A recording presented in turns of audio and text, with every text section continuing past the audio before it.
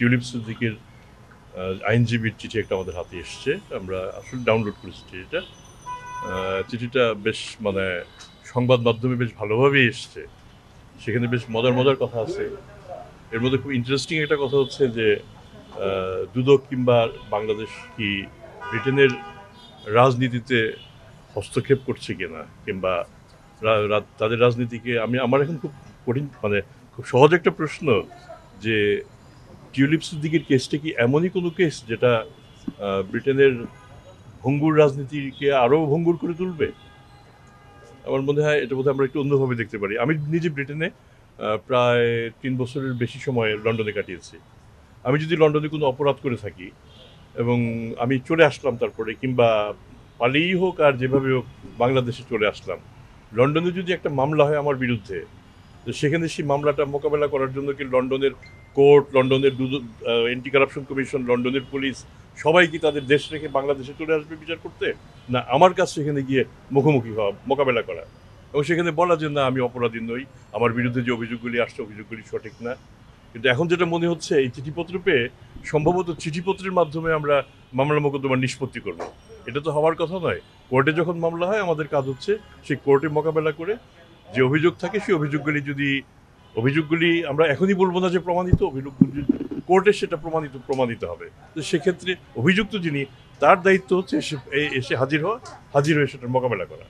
Tulip সিদ্দিকির ক্ষেত্রেও তাই আমরা একাধিকবার বলেছি যে এটা কোনো রাজনৈতিক মামলা নয়, এটা কোনো উদ্দেশ্য প্রণোদিত মামলা নয়, এটা কাউকে ছোট করার জন্য মামলা নয়।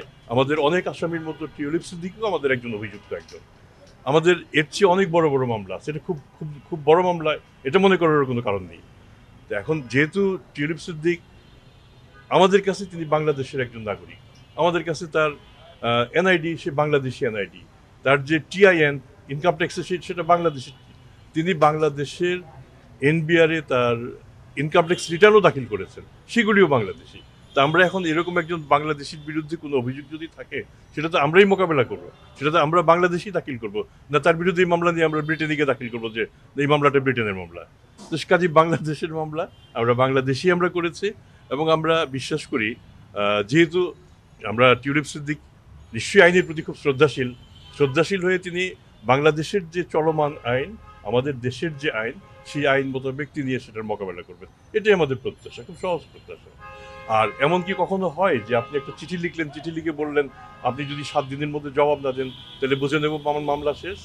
এভাবে চিন্তা করুন। আসুন, আমাদের দেশের একজন খুন করে পালিয়ে গেল, পালিয়ে গিয়ে তারপর একটা চিঠি দিল আদালতকে, যদি 7 দিনের মধ্যে বা 10 দিনের মধ্যে আমার জবাব না দেন তাহলে আমি ধরে নেব যে আমি মামলা থেকে অব্যাহতি পেয়েছি। এটা কি হতে পারে কখনো? এটা অবশ্যই হাস্যকর। ব্রিটেনের রাজনীতি কি এতই ভঙ্গুর যে ব্রিটেনের একজন, যদি আমি তাকে ব্রিটেনের নাগরিকও ধরে নেই, ব্রিটেনের নাগরিকের বিরুদ্ধে একটা মামলা হলো আর তাতেই ব্রিটেনের সরকার, ব্রিটেনের রাজনীতি সব ধসে পড়বে? এটা কি হতে পারে? কাজেই আমার মনে হয় যখন এসব শব্দ চয়ন করেন আইনজীবীরা, তারাও সঠিক শব্দ চয়ন করবেন। তারা কিন্তু এভাবে তাদের নিজেদের দেশকে ছোট করছেন, তারা নিজেরা প্রমাণ করছেন যে ব্রিটেনের রাজনীতি ভঙ্গুর। আমাদের হস্তক্ষেপ করার কি আছে? এখানে আমাদের যে কার্যপরিধি, এতে তো আমাদের রাজনীতিতে যাওয়ার কোনো সুযোগই নেই। আমরা আমাদের একজন অভিযুক্তির বিরুদ্ধে আমরা কাজ করে যাচ্ছি।